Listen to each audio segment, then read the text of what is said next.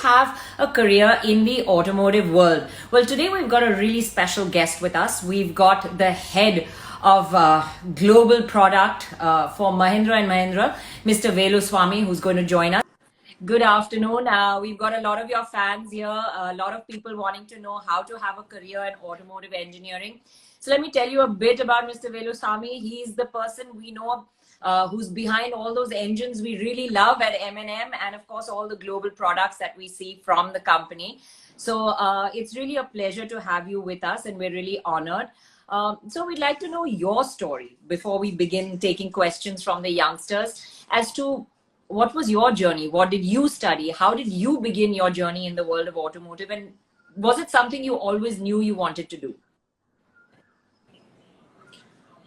Thank you, Renuka, taking me live in Autocar. It's a very good magazine, automotive magazine that I read when I was studying. So I started my career I studied BSc. I love physics and chemistry. Of course, maths is a subject that I do love. And I stood in second in the state when I did BSc. Then I preferred to join automotive engineering. I took the course in Anna University, MIT, took the BTech Automobile Engineering, and then I joined Mahindras. So last 25 years I am in Mahindras. Yes. I was imagining to be an automotive engineer when I did physics. I'm fascinated about the cars, how they drive, what's powering the car. It's fabulous. I know you are a fantastic driver. So is that something that started when you were really young? I mean, I know I used to go to my dad's workshop and be amazed with opening out things and just checking them and seeing how they worked. So was it like that for you as well? Did that passion start very young? Yes, I used to see my father starting the agricultural engines, Kirloskar engine. So it's very fascinating to see how Kirloskar engines have replaced the bullock carts. So if you see the car moving, I was always fascinated with that machine, and the machine bringing so much of power. And I was always interested to know how this power is generated inside the engine. Yeah. It's very curious, and I didn't know the physics and mathematics and materials go behind it till I started studying the automotive engineering. Yeah, I wanted to work in engines from the beginning when I did my BTech Automotive Engineering. So I was very passionate about the gasoline, diesel power pack. So I took that powertrain when I joined Mahindras. So I worked in the Scorpio engine development in the beginning. So I was stationed at AVL Gras for a year to understand how so Mahindra and Mahindra was your first job. It was the first place you went to. M&M was out of college. Did you go first to M&M? So I did get campus placed in Bajaj Tempo. I did in 1 year in R&D center in Bajaj Tempo, and then I was picked up by Pawan for Scorpio engine project.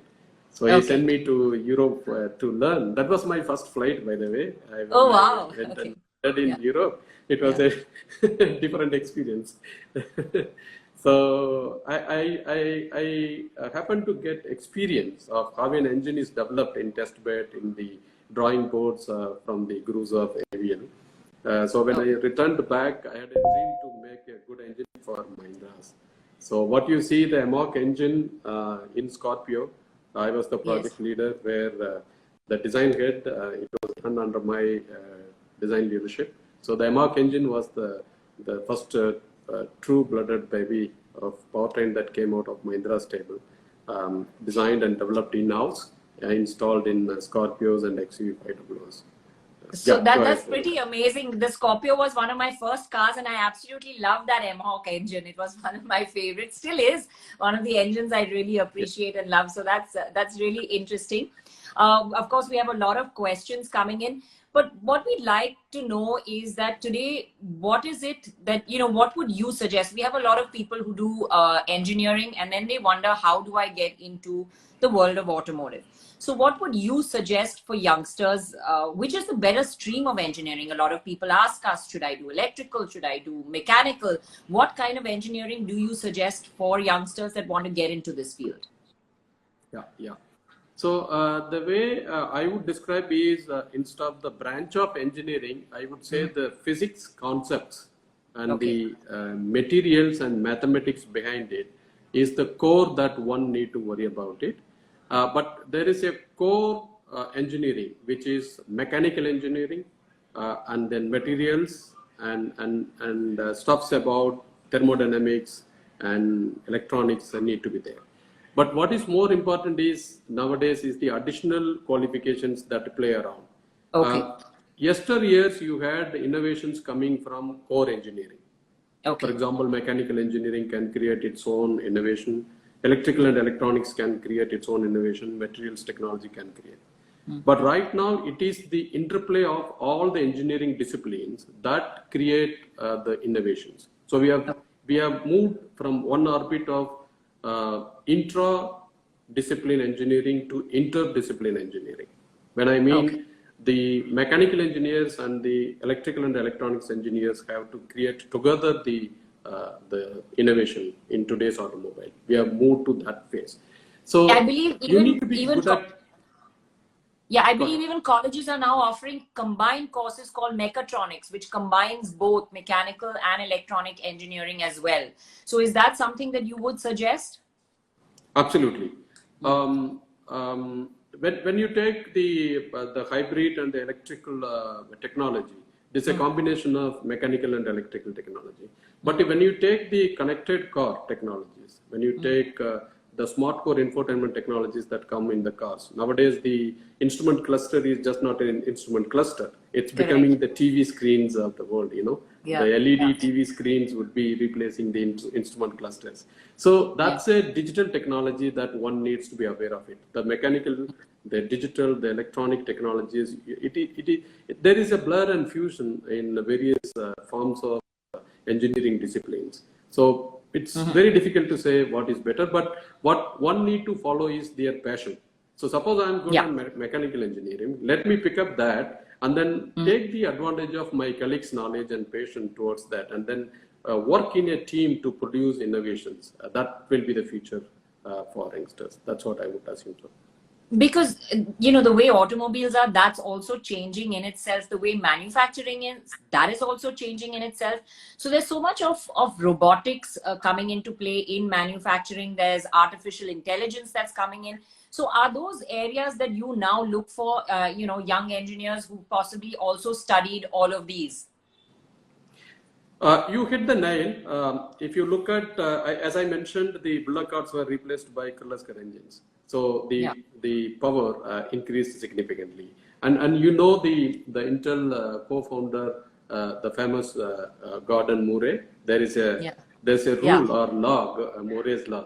The computing power of chips doubles every 2 years. So that what he meant was the number of transistors that we used to pack it in the computer decided the computing power of the computer. So that is the intelligence power that we called it. But that orbit is now shifting to artificial intelligence. How the machines are becoming intelligent like human beings. Whether it is ability to do logical calculations within machine learning, or it is cognitive understanding of recognizing Velu as Velu, Renuka as Renuka, recognizing the voice, recognizing the speech, recognizing natural language dialogues, multilingual dialogues, English, Hindi. These expertise will, like when I get into a car, as soon as I open the car, it should be able to recognize me and say, hello, Velu, in my own language. Or if I love a professor, in his language, it should be able to greet me.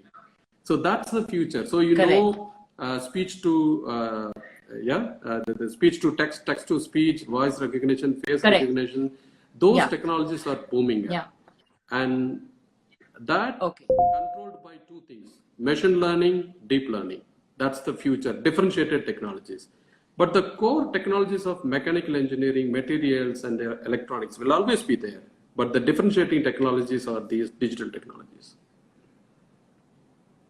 So for these youngsters who are specializing, who are in these fields, how do they sort of get a job, sir, in an OEM, in a manufacturer? Like, how do you pick up people? Do you offer internships if someone wants an internship in Mahindra? How do they go about this? So we have a process, a two-stage process, where first you look at the technical skills. Of course, you look at the technical and these skills. Then we have an interview process wherein we try to find out the soft skills of the people. What is very important in today's world is your integrity, your honesty, and your ability to work with the team. So these three soft skills play out as you grow. And as I said, today's innovation is around the interplay of different skills of engineering, mechanical, electrical, digital. It matters more when you are able to motivate and inspire the team if you have social skills more than the technical skills. It's often said that the EQ, the emotional quotient, is much more powerful in delivering the results than the intelligent quotient. So it is playing out well. I completely believe in that. Because I believe when you're a team player, the whole team can pull together and make a better product. So I completely agree with that philosophy. Absolutely. So for someone who's young and aspiring to be in M&M, here's a bit of advice from the man himself who would be looking to hire you, that you need to have these softer skills alongside. You can have the greatest amount of marks in your degree, but the soft skills will help you a lot more in getting into that team as well. So that's a good piece of advice for us here. But sir, a lot of people get confused. They feel like, okay, now if I have done this in mechanical engineering, what are the various departments in a company that they could apply to or get into? So, there is of course the manufacturing side, but there are also various other departments like R&D, etc., that they can apply to. So what are the different areas that young engineers can apply to in M&M? So it basically you have several departments. You can have marketing departments, you can have sales, you can have manufacturing, you can have supply chain, procurement.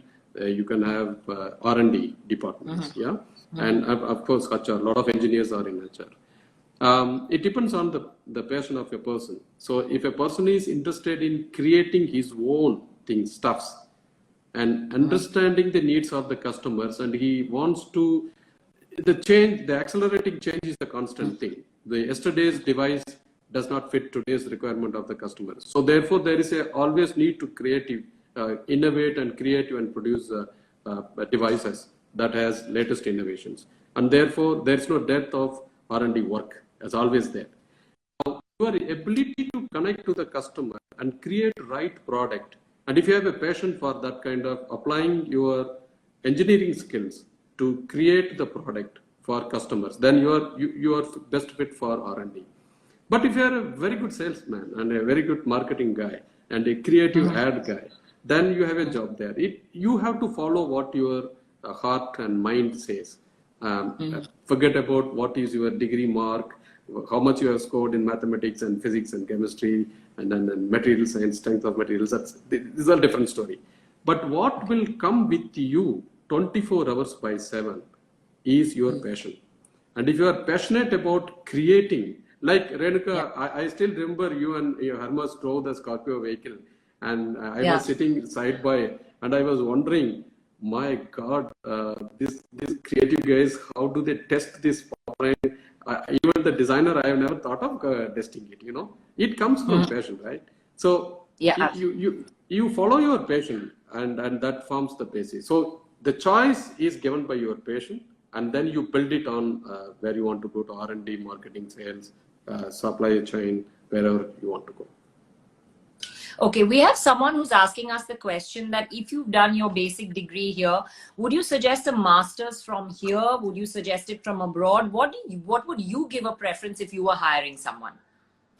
So I wanted to do PhD. So let me tell what I was supposed to do and what the dream I had. The dream I had was to do master's in engineering. I mean PhD in engineering. That too in US. That's what I had.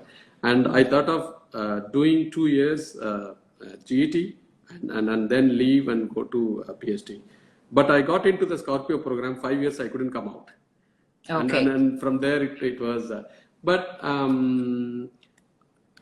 honestly, if you ask me, the learning never stops where you decide and step out of the college. The learning continues. It's just that you don't have a degree of, if you learn it in college, you get it, the master degrees and PhD degrees. If you happen to have it, it is better. But what is very important is, don't stop the learning after your PhD degree. Continuously read. Last 25 years, the one thing that I have not changed is my reading habit. Keep reading. Absolutely, and we learn from people like you because we constantly ask questions when we meet y'all. So life is a complete learning process. That is something I feel that the moment you stop doing that, or you feel like you've achieved it all, then everything is downhill from there, because there's always something new to learn every single day. And especially for us in the world of automotive, where things are changing so drastically and quickly, like you said, now it's moving towards electric vehicles. So that is an entirely new area. And are you now in M&M also looking for people who have knowledge of, say, batteries, of engineering on that side of things?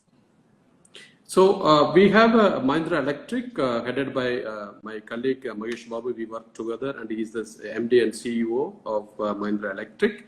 And he has built a team of, I think, close to 600 people who are very specialized in battery, power electronics, converters, and electric motors. And the vehicle part is being done in Mahindra Research Valley in MRV. So we complement each other very well. The electronics part, the control software and the controllers for electric vehicles, it's also done at Mahesh's end. And he has a group of engineers who does it brilliantly. And I'm very happy with what they support us while we do the vehicle part of it. In your opinion, sir, IC versus EV, how long do you see it? Do you think we'll be getting EVs really soon out on the Indian roads as a regular form of transport, or do you think it's still a very long way away? Maybe the Corona would have put some dampening into the arrival, the speed at which the EV would arrive in the automotive world. EV will come. For sure, EV will come. Now, how fast it comes depends on how fast we are able to bring in affordable EV that gives the right range. So in my view, the affordability comes in two parts. How much kilometers I drive the vehicle per day. So therefore, how much saving I get out of EV instead of ICE. EV efficiency is far, far higher than the ICE efficiency. But if I am driving it very, very low kilometer per day, then I don't get the benefit of this efficiency scale, between the two powertrains.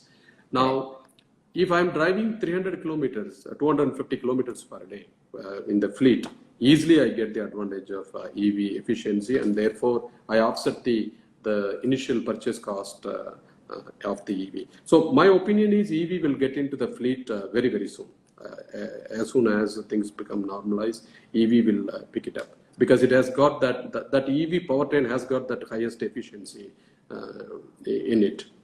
So, sir, now what has happened is a lot of companies that have to do EV, older platforms were not suited to EV. So, it's a question of making those adjustments. So, on the older platforms for current manufacturers. But now going forward, like especially since you're, the head of global product planning, all the newer products coming from M&M, would you be considering making the platforms EV ready from now, so that later on when you have to go EV, they're already ready from now? Or is this still a little while away? So something I can answer, Renuka, something is cooking in R&D, which typically it is guarded. The thing that I can answer is the pure EV vehicles, you anyway design it for pure EV, you don't mix it with the ICE. Because the fleet vehicles will go with EV way, and then you don't want to put an ICE there. And if you are trying to install two powertrains, you compromise for both.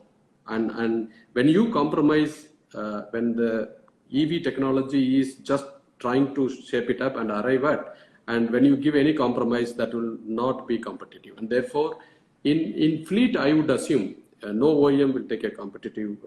If you are there building a new vehicle, they will not take any compromise, and they will look for competitiveness. So therefore, the born electric platforms will arrive in the fleet space first, without having any protection for ICE. Now, can I add little bit to the EV portfolio from the IC side? Yes.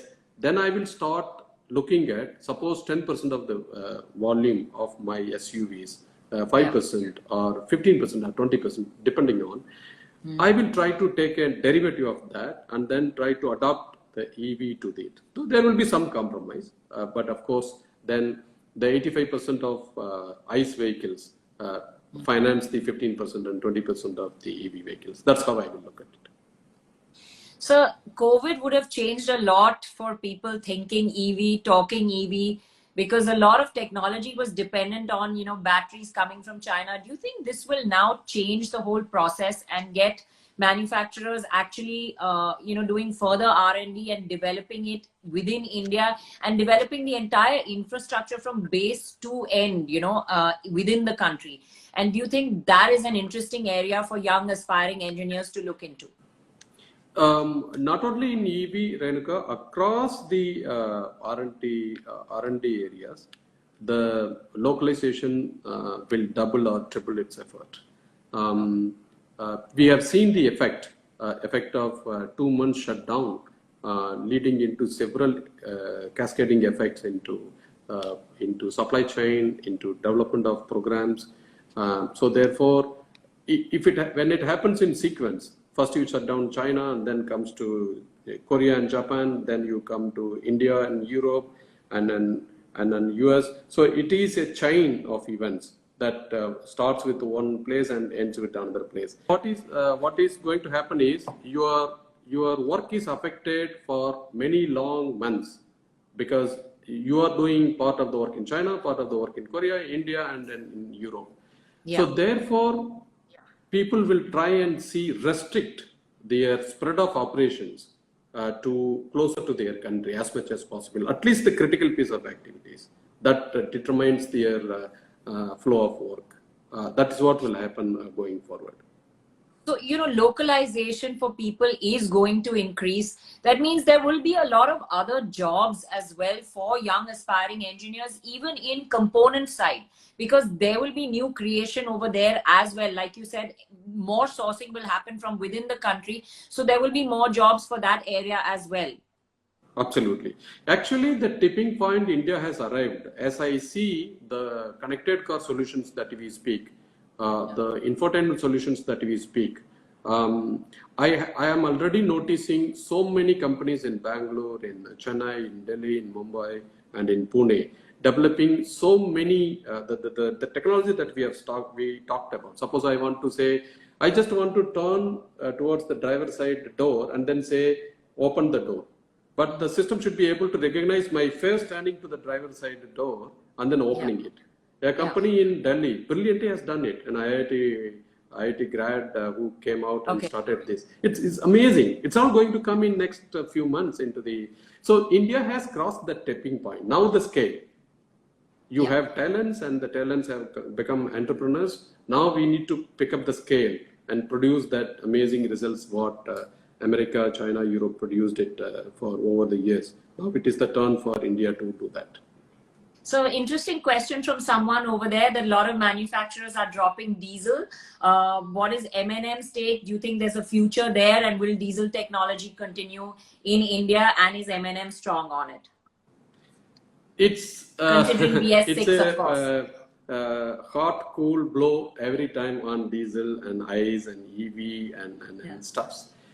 One thing we should understand that we have migrated to BS6, very clean technology with real driving emissions, very well regulated by Government of India. So it's really very good product that have come out. So if you ask me, what is the why do people stick to diesel? After all, you are interested in conserving the energy and not to spend dollars and not to import more than what you require. The diesel offers that. Diesel inherently is about 25% efficient compared to any other IC source that we have. And therefore, when you have that option, and if it is environmentally clean, and if you are meeting your regulations, why not? As long as it is affordable for the customers, why not? You continue. It all depends on customers' pull. If customer says, no, I want gasoline, take it. You have gasoline option, you have diesel option, you have EV option, you take it. But it is the affordability and the likability of customers. And Rega, I know that how much you love the diesel at the low end torque. Absolutely. So therefore, not to forget that. So was it a challenge to actually, when the transition happened to BS6 and the transition was supposed to be so quick, was it a challenging on the engineering side to actually keep the costs low, but still to, to get compliant with all the efficiencies, with all the regulations for, emissions? It is the biggest challenge, Renuka. The powertrain team, I don't think they have slept more than 3 hours in a day for last 2 years. Wow. And they don't have Saturdays, Sundays, they don't have family events for 2 years. And imagine the kind of work that 11 powertrains that we have to migrate, gasoline, diesel. We brought a lot of products, we brought gasoline options in our portfolio. So you have to do for both gasoline and diesel as well. I think the government inspired us to take such an environmentally friendly task. And our engineers responded to that purpose. Okay, if somebody has done it in 5 years, and the 10 years, 2-stage, 5 years for 5 and then 5 years for 6. Our government challenged us and our Indian automotive industry responded to it, saying that, okay, I will do it in 3 years. And they did it. But for COVID, the results would have been seen in the customer place. Of course, the nature has its own plan, Yeah. Do you think COVID, I mean, you did say that COVID is going to make us more self-reliant, more manufacturing in India, and that's one side of the effect of COVID. But do you think there are other effects of COVID that we are going to see in the automotive industry? I know sales, of course, have dropped, and that is one big effect. But other than that, on the manufacturing side, do you think this is going to change anything, the way people work, processes, work from home? Is that also going to change in the engineering departments? So the way post-COVID situation I see it, Renuka, is starting from zero. It is going to change everything. Yeah. The change will be like the silicon-based computers to quantum-based computers. It's unparalleled comparison.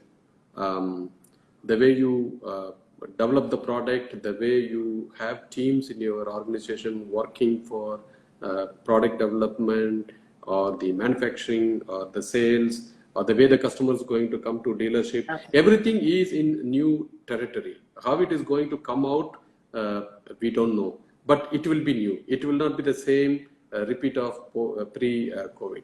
I'm very sure about it. We all have to reinvent ourselves and the way we work, I think. We all have to reinvent it. Okay, I'm going to take some questions that have been coming in quite rapidly. One of them that I caught a little earlier was that if engineers want to transition from dealerships to OEMs, is that possible? And do you often look for people, or do they have to, just come through the regular application process? How does that work? So if the qualified engineers are working in dealership, they can always apply. It depends on their, the two things that I said. The standard knowledge of engineering skills, but the social skills. What matters is the social skills.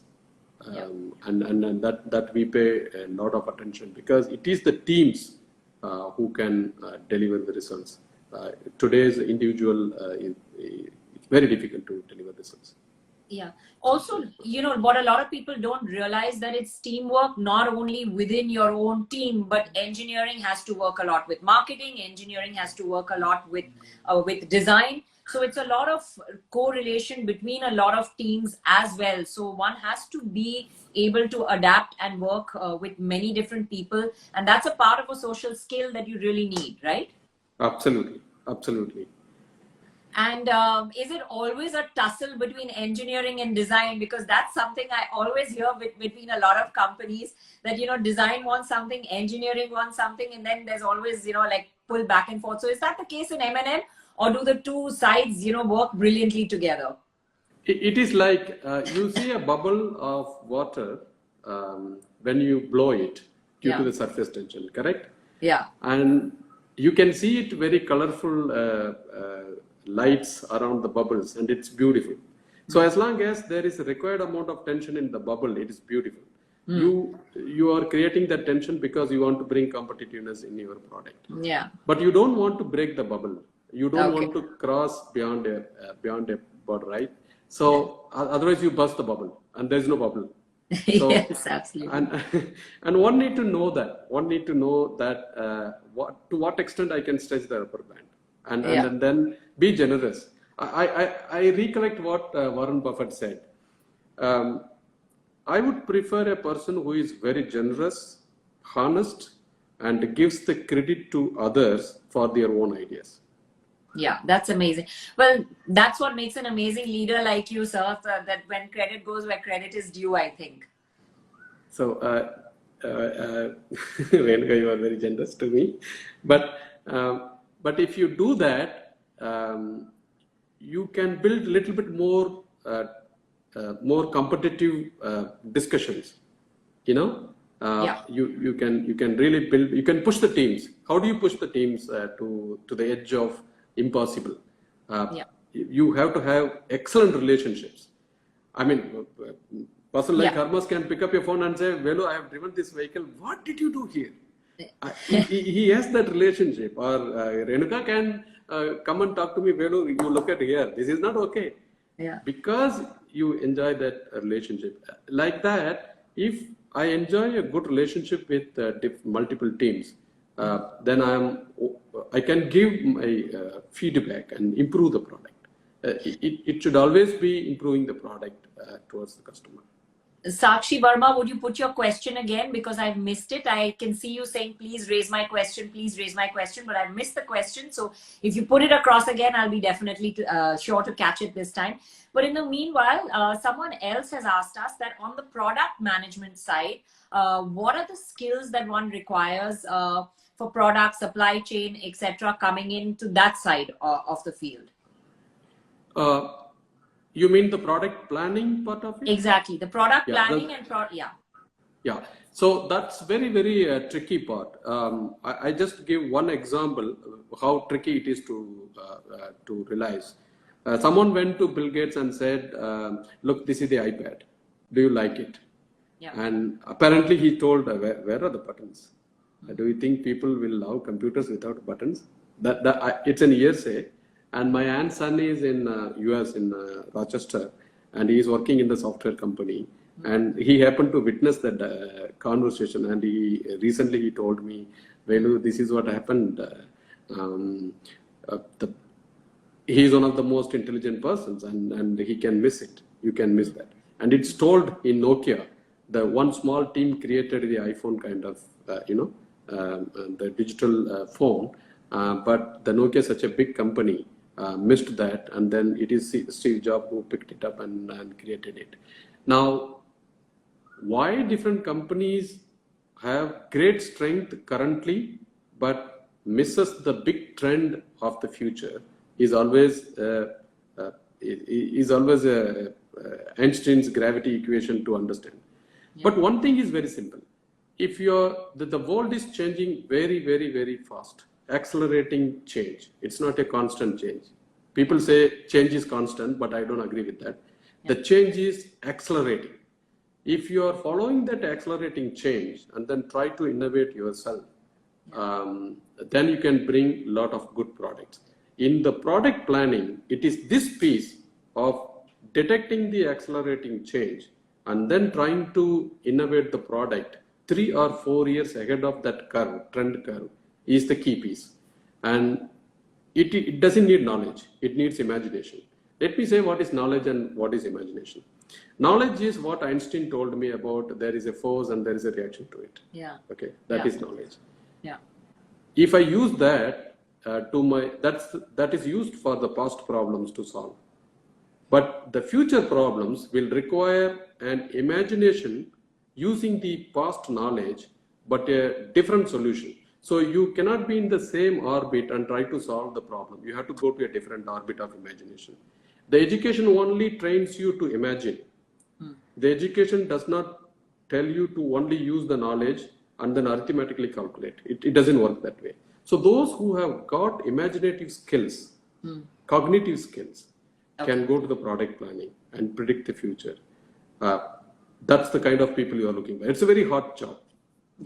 And a lot of people are asking me that after a BTech in engineering, what's the next steps and where should one go? How does one get a career in an OEM? So you have two paths.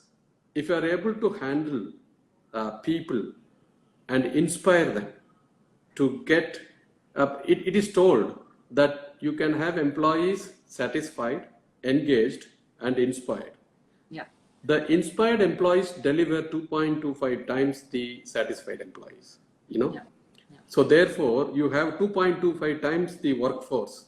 Yeah. If you got an ex-employees and if you inspire them. Correct. Now, if you are good at inspiring them, go and do an MBA and become the manager to inspire them.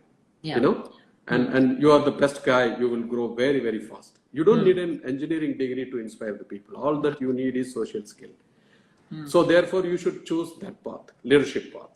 But if you are very good at technological capability, imagination, and finding what customer wants and what you can do, then you pick up this technology path. It's a difference between Edison and Tesla. Edison was behind direct current and Tesla was behind alternating current. You know what happened? Tesla ran away from Europe and somewhere he found himself under Edison. So Edison told him, look, Tesla, I have installed all the electric machines, electricity generating machines in New York City. And they are telling me these all transformers are burning. Go and look at it. Yeah. When he went and looked at it and he found that DC current does not work, only alternate current does work. So he invented it. He went and told to Edison. Edison did not believe him. Yeah. You know? Yeah. Yeah. He created it. If you are a kind of Tesla guy, so your job is creativity, go to R&D. Yeah.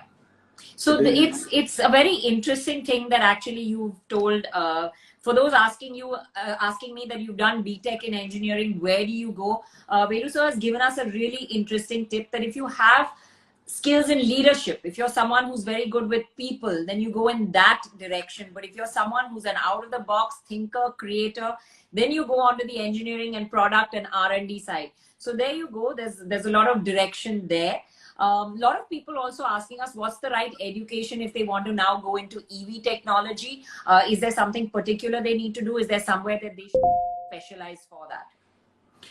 EV technology basically goes around electrical and electronics. But it doesn't stop there because the differentiation in the product will come from the deep learning and machine learning, artificial intelligence, the connected cars. And the stuffs that I spoke about, text to speech, speech to text, text commands, voice commands, these are going to come to the car will become a speaking car.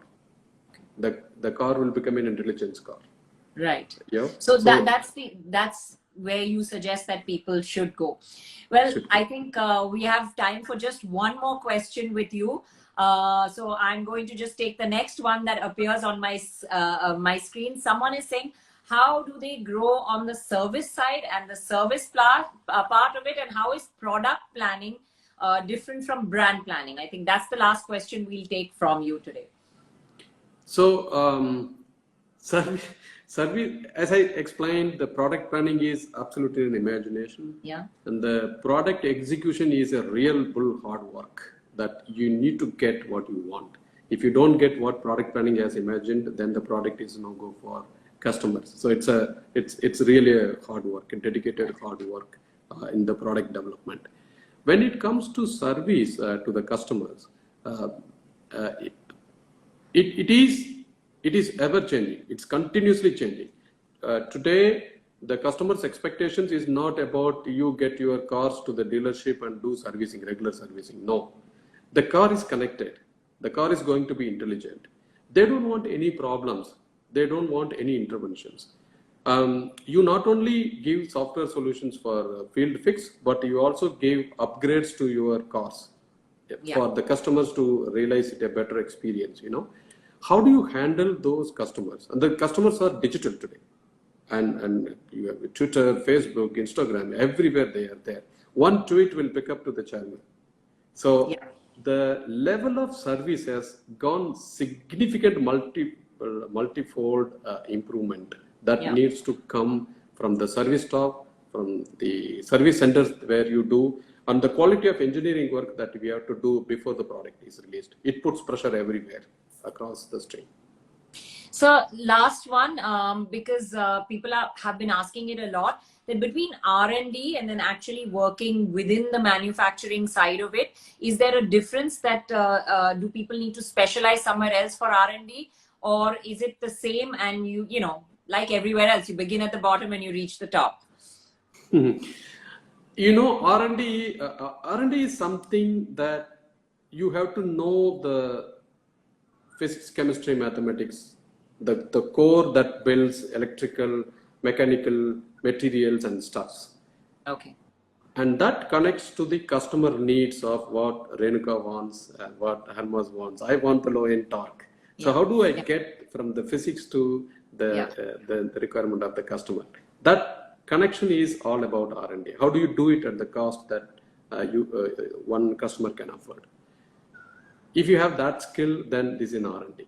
Manufacturing is about how do you get your lowest cost production, or the system cost has to come down, and highest quality during the production, and the scheduling and managing the workforce who are producing your components and assembling the cars. How do you inspire them? Again, I'm coming to satisfaction is different, engagement is different, inspiring is different. Inspire them with a purpose that day in, day out they do with a purpose. There it comes management skill and leadership technique. It's a different art. Now, fundamentally, you have to understand these are all cars and components and manufacturing techniques you need to understand. But there is a difference, subtle difference. You are dealing with humans in manufacturing. Here you are dealing with the technology and customer needs. Now, you need to decide where you are good at it and pick up that. Perfect. I think the biggest lesson I've learned from this chat is that you can have whichever degree that you want in the universe, but your social skills, your people management skills, your creative thinking skills is what's going to matter more for a job at M&M, especially under Velu sir. So thank you so much, Velu sir, for giving us this time during your work day and joining us in this chat. A lot of youngsters over here want internships in M&M, and I'm sure they're going to be applying to you.